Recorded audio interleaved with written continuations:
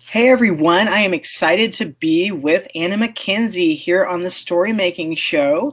We're going to talk a little bit about writing a book. We're going to talk about marketing and branding, all these fun things. Thanks so much for being with me, Anna. Hey, Jim. Good to be here. My pleasure. I'm just so excited to have this chat with you. I want to talk a little bit about your background. I'm going to read your bio here. It sounds so official. Anna McKenzie is a professional copywriter and the owner of Creative Demand LLC. She's written sales copy for New York Times and Wall Street Journal best-selling authors. She's worked with national and global brands and helped business owners sell millions of dollars worth of products online. So Anna, I am so excited to talk a little about your book, Mission, Market, Message. I remember when you started writing this, Anna, and Ooh. it's so great to hold this book in my hands. I was excited as you were. You know this as you released it in the world. Tell me just a little bit of backstory about your book. Yeah, no, and I'm super excited too. I love holding it in my hand. It's so nice to have it because, when you're in the process of doing it, and it took me a year and a half total really to do it. There's a lot of things that go through your head. What if I never get finished? What if I'm, have to rewrite a bunch of this? And so, you were a good encourager to me through the process for sure. Just, hey, keep going, keep going. But yeah, it was a lengthy process, and it's my first, just kind of like book of this length to do. And so it was kind of figuring out, how do I do this? How do I figure out what to put in it? And I'm a professional writer. I mean, I have to write, all the time, just kind of on the fly, and I write lots.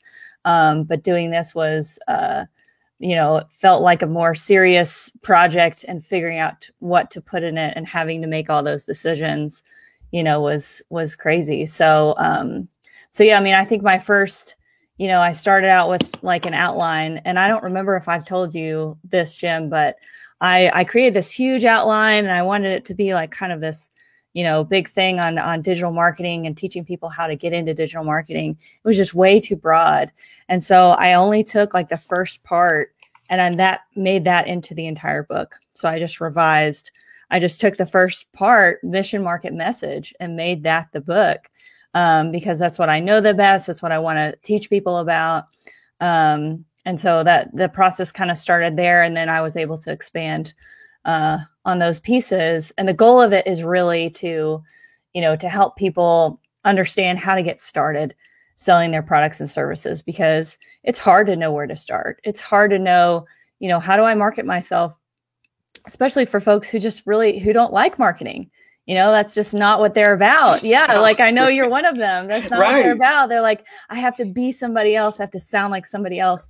And you really don't, And so, I wanted to be able to have a resource to recommend to people, to say, hey, like, if you're getting started, you don't know what to do, like, this is where you start. You start with your mission, you start with your values, and then you start with, and then you go from there to who you're talking to, who are you trying to reach? And then you pull it together and you craft a message.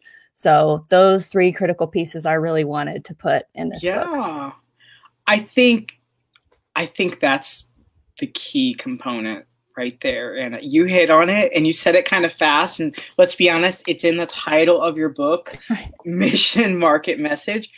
But if you're someone who says, I don't want to sell, I don't want to be that used car salesman, I think that's honestly a very extreme example, or, the telemarketer or something like that. That's what people think of. Yeah, that's what people think of. Good friend of mine, professional author, even had a book turn into a movie. He told me this, and I'm like, you're a best-selling author, toured the world, all this, and he's like, I'm no salesman. And I just wanted to say, but you are. Mm-hmm. Because it's like, it fits you. It fits your personality. It doesn't have to be hey, I'm going to put on my salesman hat and I'm going to be, this different persona.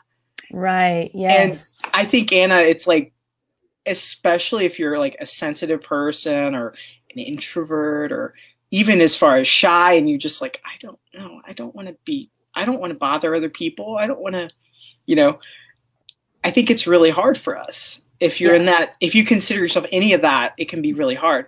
But in your book, you kind of break it down where, yes, I hold up your book a lot because I like the visual aids. For me, as a visual person, I remember so much where it's like, okay, first you got to, figure out what's your mission, what's your real purpose, your reason that you're doing something. Right. And then you start like going from there versus, hey, I've got something to sell. I think so many people kind of go at it with that approach. Yeah. And usually, usually people they have a product and they think now, how do I sell this? But, behind that is what's important to you and the reason why you have that product. And so it's just kind of going back to the beginning and say, what's important to me?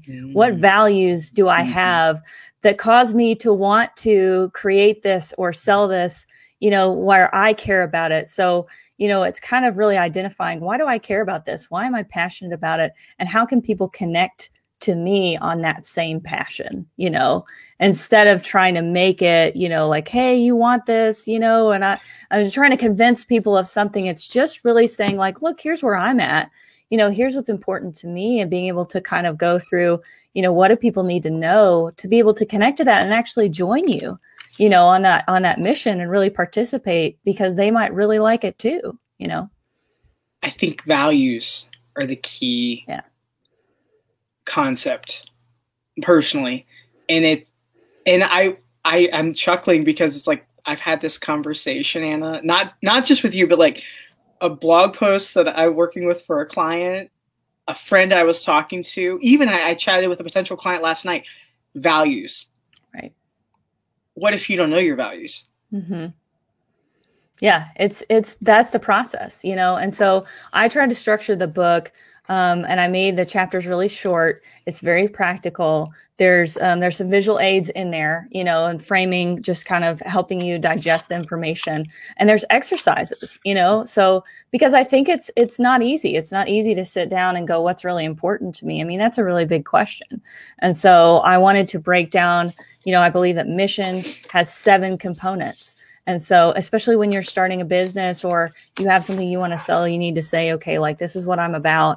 And to go through those 7 components and make sure that you understand it, because if you don't understand it, you can't communicate it to anyone else, And so that's where you get back to the basics and you ask yourself the questions, so that you can come up with a message. And that's what I find is the biggest issue with folks. Like, I'll have clients who ask me to create a message for them, and it's like asking me to come in and paint the walls, and they don't have any walls, Right, they're kind of like, we're not really clear on this stuff. And so I'm like, okay, let's go back to your mission and your market. And so this is, trying to get people into a place where they're like, oh, I know what I need to do first, so that then I can create my message and really attract people to this.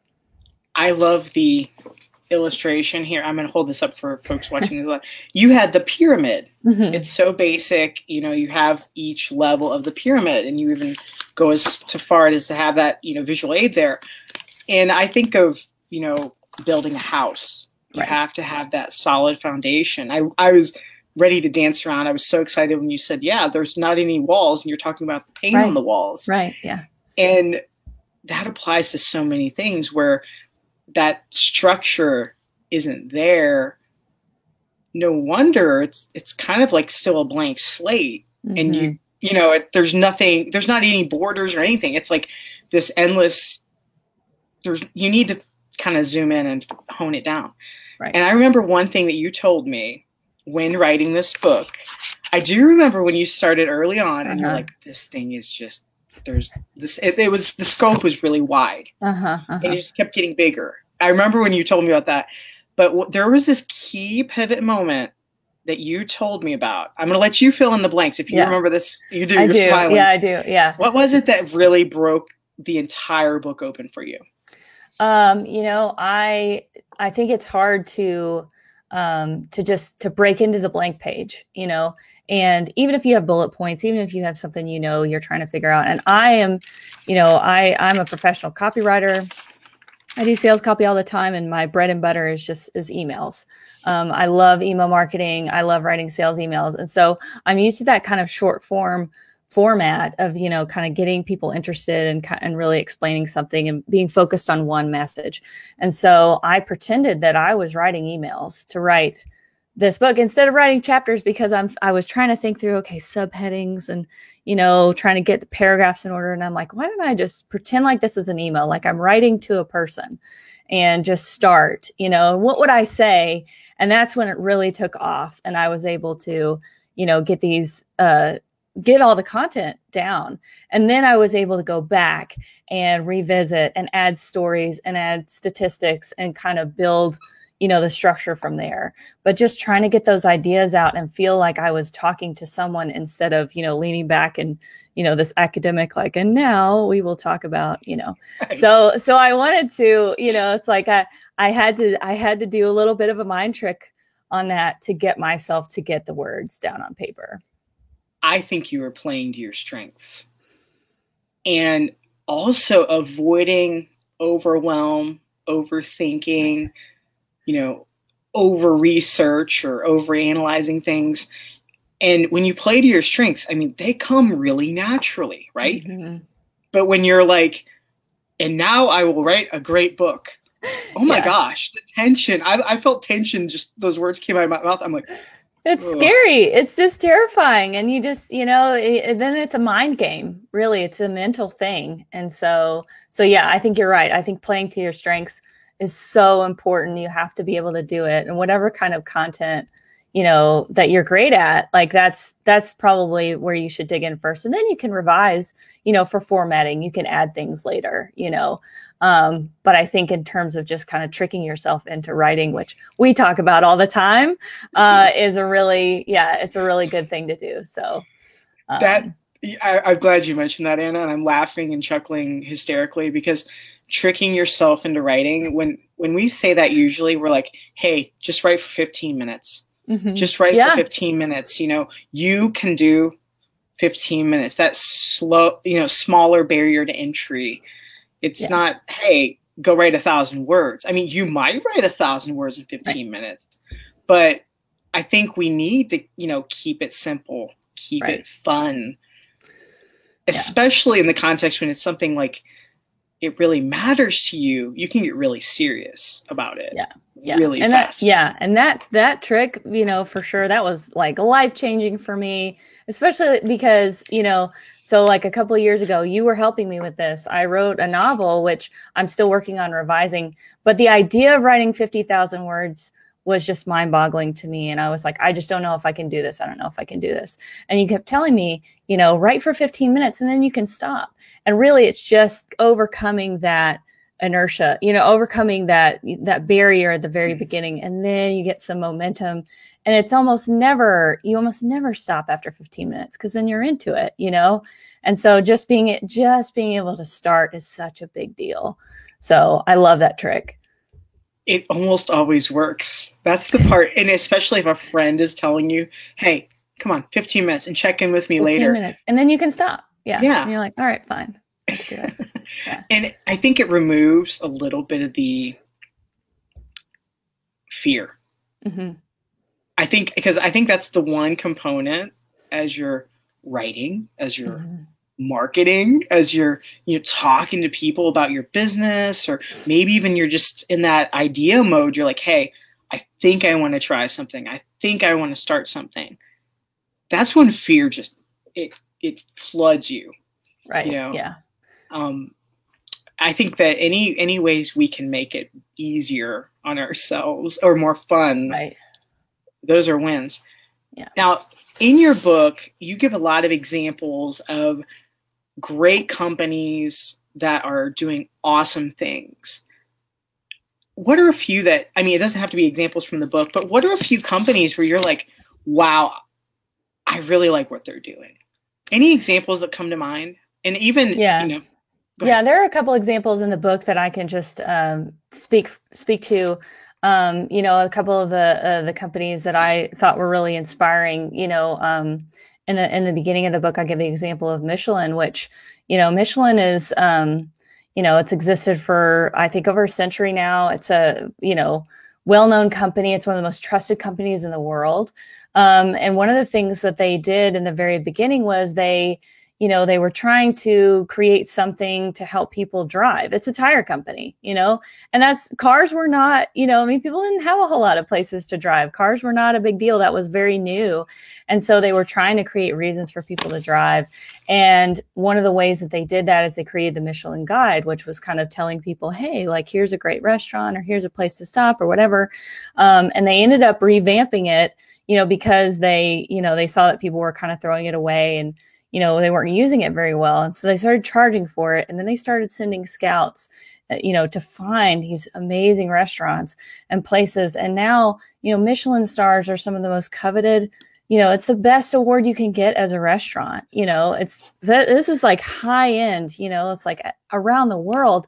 And so all of that came from Michelin being able to connect with the values of the traveler, and say, let's find things that travelers really want, and people will get on the road, right? They'll get on the road and we'll sell our products and become a trusted brand in the process. And I don't think they saw it all the way through, but they definitely saw ahead, and they were thinking about, how do we add value to people's lives?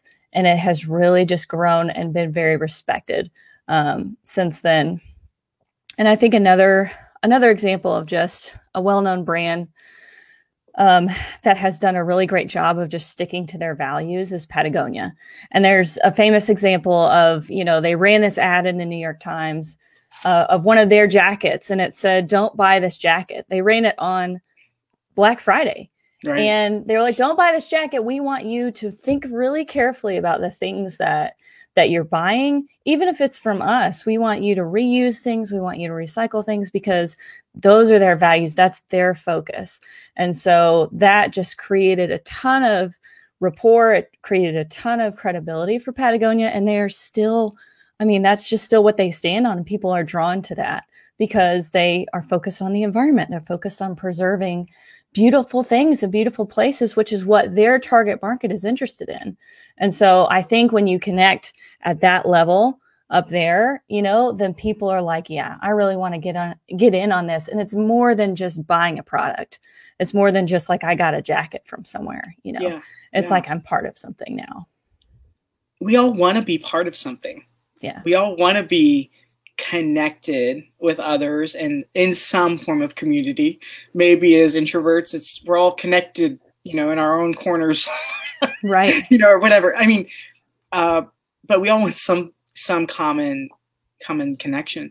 And I feel like that saying, hey, don't buy this jacket, especially, if you don't need it, that's like wearing your values like right there on your sleeve. Right. And when you do that, yes, you turn some people away.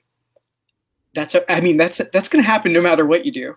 Sure. But you're also going to have people, that rally around that and want to support that. And I feel like that's I always come back to this ice cream analogy. It's like, people don't really like vanilla ice cream. They'll like, okay, we'll have it with the pie or with this, or maybe with a lot of chocolate and other toppings on it.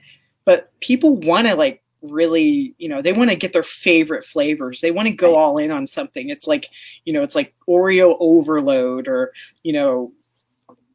all those crazy ice cream flavors. Right. You go crazy. You don't go for like just this little plain kind of. Yeah. People want to get excited about something. They want to be involved. They're moving toward, action, and so I think it was very interesting for Patagonia to say, we're going to go with our values at the expense of our bottom line. And it actually boosted their bottom line. It was kind of counterintuitive, but it made people go, oh, like, you would rather, stand for something than just make money off of me. And I think that that's a huge statement. And that's the kind of statement that I think, a lot of folks want to make as marketers, especially if you're introverted, or you have kind of a more, like, I really want to be authentic. I don't want to pretend, it's kind of like, that's really the angle that you should be going after, is saying like, hey, who wants to connect with me on these values? It's not for me just about selling something, So, that's part of it, but that's not the whole piece. That's not, so getting people to connect with you on your mission, I think, is huge. what if you're not sure and you're like a writer, a story maker, maybe you're even a podcaster. You're like, okay, I've got something I want to make, Uh-huh. maybe you're just even starting writing. It's like, okay, I got something I want to share with the world. I'm not so sure what it is. Like, I feel like that's like, it's that early stages. Like, even when you were first like, hey, I want to write a novel, Mm-hmm. I feel like that there's so many opportunities and so many things you can do. It's a little overwhelming. Yeah. How can you kind of, narrow that down? I mean, I know you even encountered it Right. with your book, as we mentioned earlier. Like, okay, I'm going to write basically the almighty marketing guide. Right. And you're like, no, no, no. Yeah. How do you narrow it down? Because I feel like so many people get stuck in that phase. Yeah, absolutely. I think that there's a part of it that's just kind of being able to plumb your own depths and say, okay, what do I really want to share with people? Why does this matter to me so much, to write a novel? What am I really trying to say? I mean, I think that that's a key component of messaging for sure, is like, what am I trying to say? And so I think that there's a lot of things, figuring out what you are really offering to people, because there's a lot more. It's not just a product. There's, you're offering people the chance to join your mission. But at the same time, like, we're all buying stuff to get to the thing beyond the thing, which is kind of this, it's like, how do I really want to feel? What do I want to think about myself? What do I want to think about the world? And I call those in the book transformations. Okay, we want kind of this, we have this ultimate end goal in our minds, and there's 5 core transformations. And I think especially for like fiction writers and authors, the transformation is, the core transformation is adventure. It's experiential. You're offering people an experience. This is amusement parks. This is the entertainment industry. I've said this before, and I can't remember who said it originally, but they said a movie theater is the only place where you pay to sit in a dark room for 2 hours and you come out with nothing. That's the power of adventure, really, because it's like, hey, like, that this experience, what you're offering to people, it's like, it gives them perspective, it inspires them, it excites them, or whatever. And if that's what you really want for people, then I think that, kind of first honing in on what you care about and what do you want to share with people, and then understanding that that's really what you're selling. And that's what you're offering to people, as a chance to see the world differently, to experience something. And you can get excited about selling your book instead of just being like, oh, who's going to be interested in this? Who cares? It's like, but what you're really giving people is something amazing, So I think it's I think it's recognizing that. It's recognizing what you want out of that experience, what you're really trying to share, and then understanding what you really are offering to people. So it's very powerful. I think that's a great point. Often any kind of story, fiction, even nonfiction, it could be as simple as you're offering that adventure, which is the problem is often boredom, or, right, the status quo or something like that. And you're offering something new and exciting. And as storytellers, as story makers, we need to be a little more excited too. And I'm not saying everybody needs to be all rah, rah.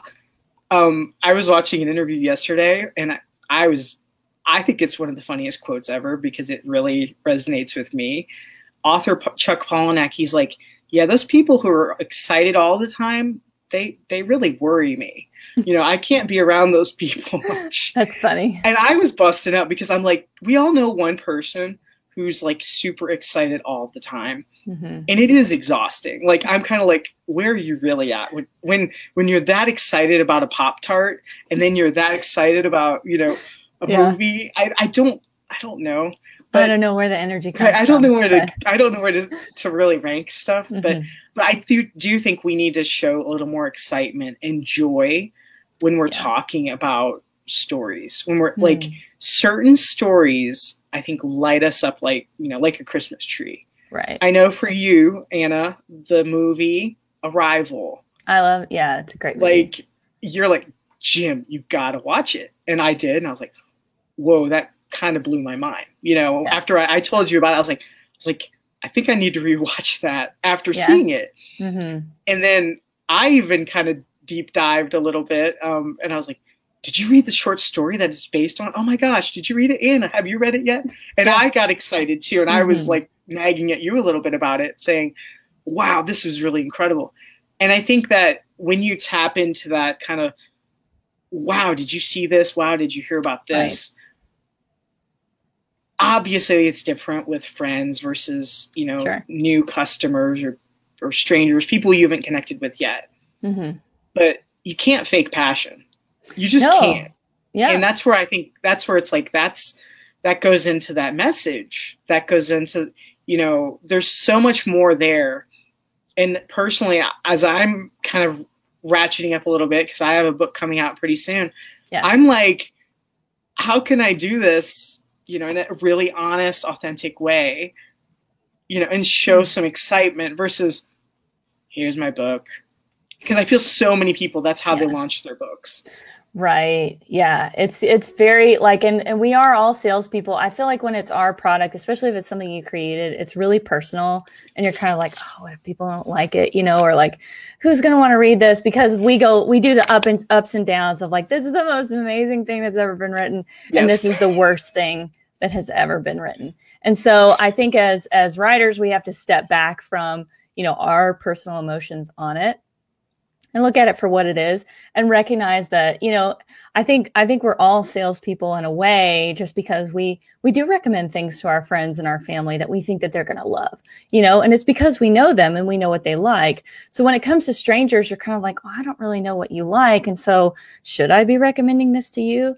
But I think the assumption is, that someone won't want it, when in reality, there's a lot of people who might really care about it or want it, that, that you can recommend it to and feel like, yeah, you might really like this, and get to a point in your marketing where you can narrow that down and not feel like you're just talking to everyone, because there are people who are just going to opt out of that. They're just going to select themselves out. But, for instance, like your novel, I mean, there's people who love to read stories like that. They are waiting for the next exciting crime novel to come out. And so it's like you have to get in your mind, like, to pretend that you're talking to just them and not to people that you're like, that are just random strangers that you're just trying to convert. Like, you want to read my crime novel? Right. Like you're talking to the people who they love this genre. They've read a bunch of other books. They can't wait. And in your mind, if you can think of that person as a friend who really wants that, you can be like, here's what you're going to love about this book. The twists and the turns and, it's just what you've been looking for, It's easy to focus on all those negative what ifs when marketing. Mm-hmm. But how often do they even happen? And we know about it. If somebody turns away and doesn't buy something, it doesn't say anything about you, Anna or Jim or anyone. It doesn't say anything about us. It's like, well, they just didn't want that right now, because we can always change our mind too, right? I mean, I change my mind a lot. It's like, I was talking about a book yesterday, The War of Art by Stephen Pressfield. Mm-hmm. I hated the book the first time I read it. I thought it was all wishy-washy, whatever. And then I started writing and I was like, oh, this book's great. Yeah. And I did a complete 180. And I think that happens more often than we realize. Mm-hmm. Going from to, wow, this is actually really, really good, because context matters. Yeah. A lot. Absolutely. And if, it like in our own personal lives, if we're, say you've been sick, you're going to be a little cranky by default. I mean, that's how we are when we're sick, right? Yeah. So even that kind of timing really matters. And if someone, gets an email or a social media blast about something, they might not buy, they might complain, whatever, but we don't know the whole story. Right. It really says nothing about even our marketing, because we can't control what's going on in everyone's lives. Totally. I think it's definitely, just because we're people, we change all the time. Our preferences change, and so I think that there's books that I buy now that came out, years and years ago that I just never even found it, or I didn't think I would like it at that point, but now I'm really interested in it. And it's kind of like, now it's the right time for me. So it's kind of like you have to keep it in perspective and say, just because somebody didn't buy it right now, or they're not attracted to it right away, doesn't mean that they won't want it in the future or change their mind.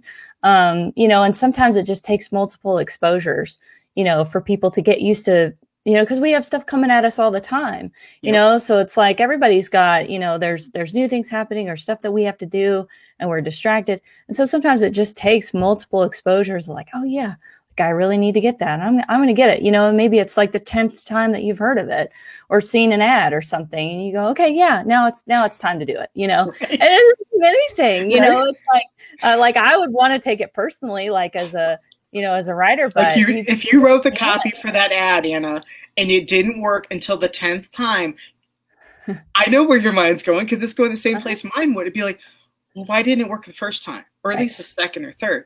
But that's very, glass half empty. Right. And yeah, you can go chasing those people too. I think one of the really important things about having a mission is being able to stay anchored in what you value. And so because you can chase the trends all day long, you can say, well, this ad didn't work, so I'm going to run after all these. I'm going to do all these things, to try to get people to buy who didn't buy the first time, and I think that it's when you stay consistent and you know what you care about, that's the strength of your signal gets higher, it gets louder, and people know, what to come to you for. People know who you are. They know what you stand for. Yep. And it's not, you don't just fade into this kind of indistinguishable, like, I'm out here in the market, like, I think it's really important in those moments to stick with what you're trying to do, your mission. And everybody experiments, with their marketing, because that's just necessary. But I think trying to chase people it can get squirrely really fast, and it can make you feel like you need to change everything, and right.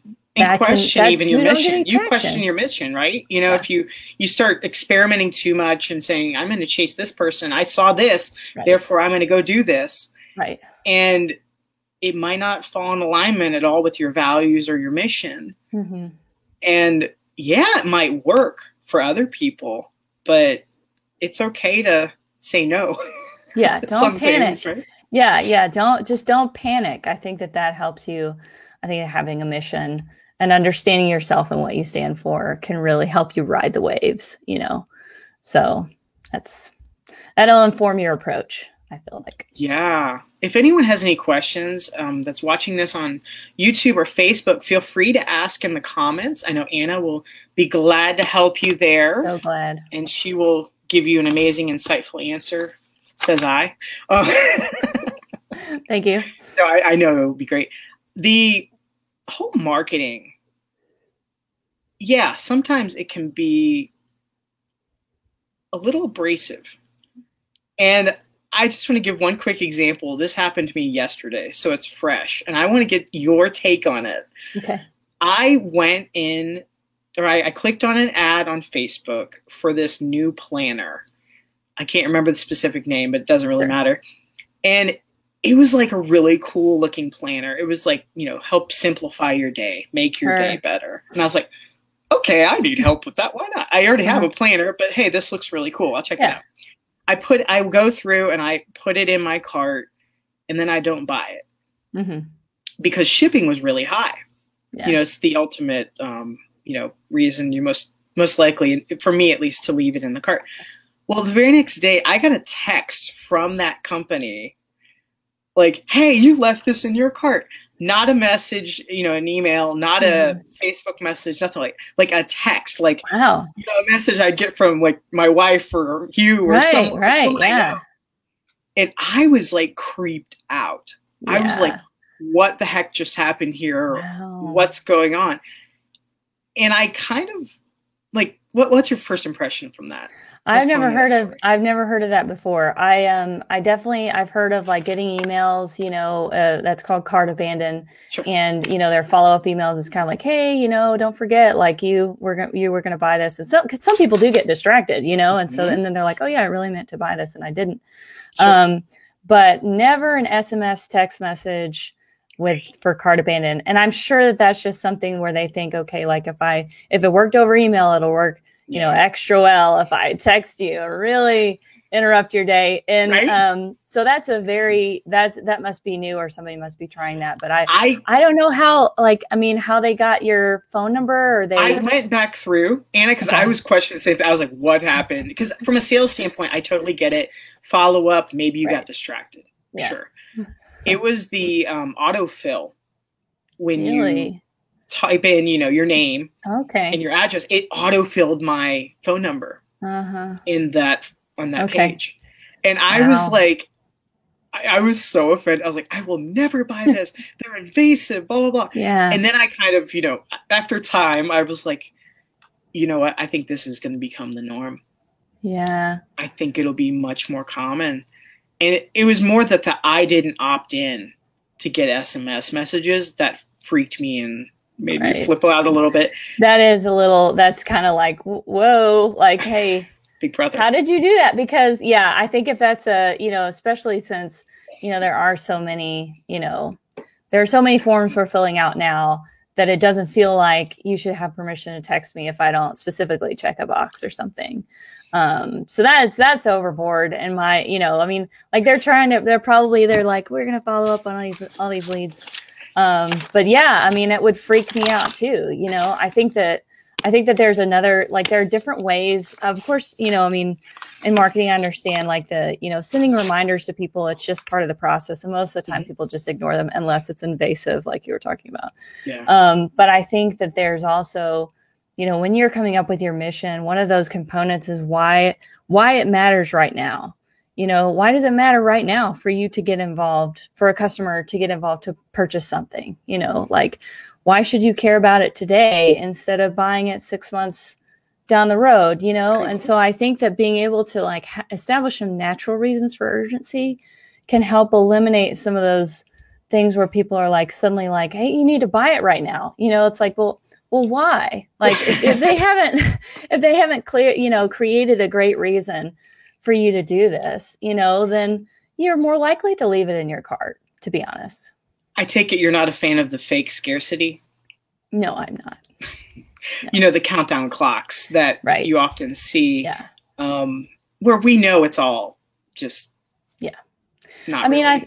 Those are designed to help people, because I think there is a lot of just kind of delay that we have. And so there's it's trying to create this urgency. And a lot of times it is false urgency. And so I think there are ways around it. I don't specifically, I'm kind of ambivalent on the countdown clock unless it's just totally deceitful. But I think that because there are some times when it's kind of hey, today's the last day, Yeah. So people would need to know, okay, today's the last day. But I think that there are other ways to be able to say, you want to do this right now because we're involved in this campaign that's going to give X amount of dollars to build this thing in another country. Especially charity and generosity and things where you're giving back. I think people really want to be involved in that, and they feel good about, things where, they know that they're going to have an impact, in some form or fashion. And so I think there's other signals and things and you may have actual limited availability on a product. We only have 10 of these. It's a good reason for urgency. It's I want to get one right now, So, but I think, I just think that there are ways to do it authentically and ways to do it that don't feel coercive. I have to think fast, so I can't think clearly. I don't like that.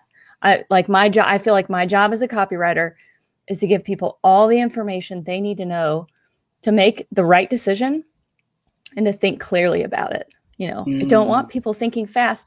That's the path to unsatisfied customers, right? And the return rates you'd think would have to fly through the roof, and that buyer's remorse if it, because I often see a lot of these tricks, and not tricks, but tactics. They are and tricks strategies. Sometimes. With courses, big, high ticket courses. That's where I've always seen it the most. And I'm kind of this isn't really, I've always felt a little icky when I know how few people actually complete those things. Sure. because of also the way they're structured, it's like Right. it's all 100% falls on that end user. Hey, we'll push you to buy it, but we're not going to push you again Right. ever. Right. And Yeah. I kind of like, as the teacher in me is like, I would love to see, some helping, some coaching, Yeah. some, Absolutely. interaction there versus Yeah. hurry up and buy, Hurry up and buy. Yeah, I think that I think that offering things that are like instant, this is just like this is going to make, things happen for you right away. I think that being able to set people's expectations and help them along, and make sure that they are actually getting the transformation that they want. And I think reinforcing that and saying, hey, if you keep going on this journey, you are going to end up with X, whatever you promise people, it's like, you can't let them lose sight of that, because that is the issue in implementation, especially for digital courses or things where you're building a skill set.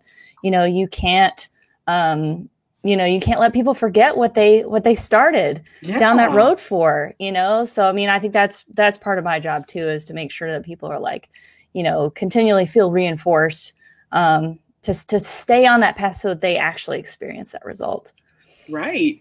It looks like Bianca has a question for you, Anna. Sure. I'm going to read it through here for you. Based on what you said earlier, stay focused on your mission. Do you have a specific trick for when you see something like a book that's in line with your mission, but it's not what you want to do? You don't want to copy it, but you get confused about like, well, how will you structure ideas and get it out? You're still sure about your mission, but you feel intimidated. Sorry, she stretched this question out. Yeah, sure. So let me make sure I'm getting this right. So based on what you said earlier, stay focused on your mission. You said that, and then said you have a trick for when you see something and you want to, not copy a book, and you're also intimidated and feeling a little maybe imposter syndrome when you're like, okay, well, I found this great, amazing marketing book, right. Or this amazing novel. Right. I want to do this. Mm-hmm. But then you're like, ooh, it almost like lets the wind out of your sails. I think that's what I'm getting from Bianca. Please feel free to correct me if I'm wrong, but I think I've been there too enough. I get the vibe where Bianca's going. What do you think, Anna? Well, here's the thing. Every business, every industry, you'll have competitors, right? And they may be on the same track as you are. You're like, oh yeah, like I think this is really great. I'm really glad at what they're doing. And I want to do something like that. I think that really you can have those values, but a part of building out your specific mission is understanding what your differentiator is, what you're going to bring to the table that's different. And I think it's important to study your competitors and say, like, what do people really like about this product? What did they dislike about it? And like really and Amazon reviews are great for that, by the way, or Walmart.com or any, kind of retail site where you're looking at something or you've heard about, any business, basically. It's like, you can look at the reviews and go, people really loved X, but they hated Y. And you can say, oh, maybe like I can come up with something that meets that need that people are saying they're missing this, right? Or maybe my competitor is reaching a certain group of people, but they're missing this entire other group of people. So I think it's you have to focus on, okay, what are your differentiators so that you have some similar values, because you usually are going to have some similar values with your competitors, but figuring out what you specifically bring to the table and finding the market that your competitors are not reaching. So that's, and there's lots of different differentiators and ways, there's a ton of companies selling the same products, but they all offer, something different. Maybe it's different on price or quality or customer service, but they're using that angle and say, we want the people who are really, if they want kind of a white glove service on this, that's what we provide, Yeah. So I think it's just figuring out what your differentiators are. And I think just to piggyback and kind of build on what you said, Anna, I think there's always potential to dig deeper and to like really niche down. Yes. Yeah. And I know that's what you're kind of, I don't want to put words in your mouth, but with the differentiators, right, you can really hone in. Yes. And I know I've told you this before. I'll say it again. I probably say this every episode. So my apologies, but I think it's true. Think like a sniper, not like someone with a shotgun. Yeah, And when you really hone in and zoom in. I think that's one of the best approaches. Versus, hey, I write for everyone. Oh, come on, that's I feel like sometimes that's what we're trying to do if we're really honest with ourselves. And like even that your initial idea of, hey, I'm going to write this content marketing strategy guide. I think that was a shotgun blast. Yeah, it was way too general. Right? It was like, I'm just going to fire in that direction. Yeah. And then with your book, you really, really honed in. I mean, it's all about that mission and the market and the message. And that's much more specific. Right. And we often, I think maybe it's distraction. If I'm totally honest, I'm at least calling myself out. Yeah. As far as, I want to go jump over here. I want to go jump over there. Oh yeah. I mean, I think too, it's part of being like I'm a generalist, and I think you might be too, Jim. It's just like, we're interested in a lot of things, like, oh yeah, I want to do this, and this. And, what's so interesting too is like, on niching down, even, I use this example in the book, even grocery stores. Okay. Let's say that I was going to start a grocery store. And I'm like, okay, who do I focus my marketing on? Everybody shops at the grocery store, don't they? Don't I have to market to everybody? But the reality is that, like, for instance, like with Trader Joe's, they have a really specific person that they're marketing to. And so they got really specific on like, we're marketing to, like the college professor with a really, really old Volvo. Who makes a certain amount of money, but like all our marketing is positioned toward that person. Does it attract a lot of other people? Yeah, it does. But it helped them come up with their brand, with their tone, the things that they offer. They are looking through that lens every time they create a new product, every time that they develop messaging or whatever, they're looking through what would that person like, And so I think that that's really the key is, you have to understand your market. And there are so many I can't remember. I heard a story about, there are teachers who are selling, like course materials to other like second grade teachers. Yeah. Here's everything you need for a second grade class. Yeah, I've seen them. I've used them for some. Yeah, they're great. I'm like, that's a whole market. They're making plenty of money because they're able to help that one specific set of people. This is what you need for a second grade classroom. And I think that's what it takes. It really does take, you have to do your homework and say, I'm going to market to these specific people. I think it's easier to get a little bit wider if you're too niched than it is, to niche totally down, because we don't want to, discourage anyone from buying our products. So we try to talk to everyone. But the reality is, if we end up like trying to, talk to someone like a friend, we have one person in mind, a lot of other people are going to be attracted to that too. But it's a really good way to hone your marketing and what you're selling and what you're doing and make it different from what your competitors are doing. That is so insightful. And I love this because I think we all need these great reminders. And even with what you just said, Anna, in that example with, the second grade teacher, she was the original first customer. She wanted that. Therefore, she made that to share with other customers or other teachers, really. Right. That are customers. And sometimes we are that ideal person, especially in those early stages. There might not be, we might not know yet, hey, other people really want this too. I know I just really want this. Yeah. And I think that's a cool way to even, shape it through the lens of your book, where it's like, hey, my mission right now could be simply to make this thing that falls in alignment with my values and, what's important to me. Right. And it could, you could be your very best, first customer. Yeah. I can't even tell you how many businesses have started because somebody said, I wanted something like this and I couldn't find it. Yeah. And so big businesses, that people were just like, they just found a gap. That was kind of their inciting incident. They found a gap in the market, and they're like, there have to be other people out there like me who also would want this, and there's some testing that goes on, and just being able to, like, as you're developing products and asking people and getting feedback, because you can't just like kind of live, in a silo when you're developing something. But I think at the same time, it's like, it's a good reason, you might be the customer that, the person that says, I'm going to make this. And I think other people are going to want it too, just like I wanted it.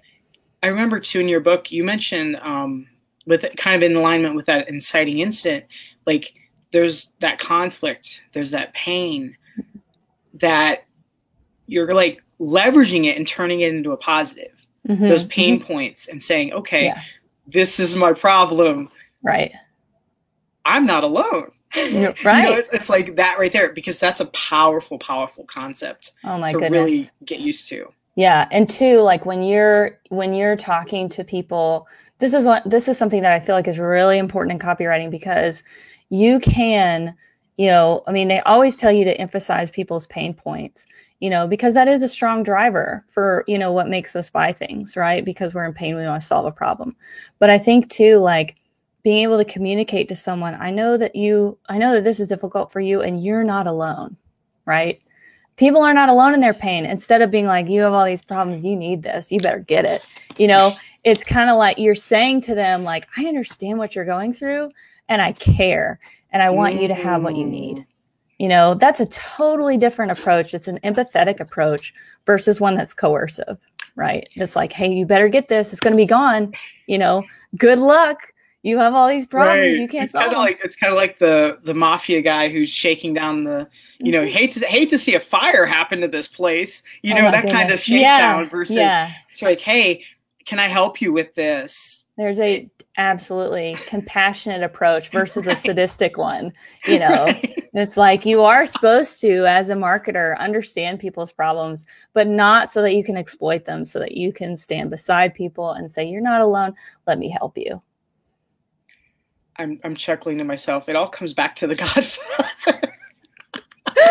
Yeah. That is because one of your favorites, but I can easily just bring your favorites. I know it. Yeah. Anna, this has been so insightful and encouraging. Such a great time. How can people best connect with you if they're interested in, maybe they need a copywriter. Maybe they're like, hey, maybe I just need a little marketing makeover. How can they best contact you? Yeah, absolutely. Well, of course, I recommend the book, which is on Amazon.com. It's, Mission Market Message, the actionable guide to marketing for small business owners. So that's available on Amazon. And then in connecting with me, my business is called Creative Demand. So I would encourage people to visit creativedemand.org. Or email me at anna@creativedemand.org. And I would be happy to connect with people. I love helping people find solutions and helping people market their own work. I think that people just have, sometimes there's just a mental barrier there, and it doesn't have to be there, and so I feel like there's a lot of people who have great contributions and great products that they want to get out into the world, and they just struggle doing it. And so my goal is to help them. And so, yeah, I would love to connect with folks. For sure. Love it. Thank you so much for everyone for watching. And thank you so much to Anna for being a guest on the Story Making Show. Thanks so much, Jim. You bet.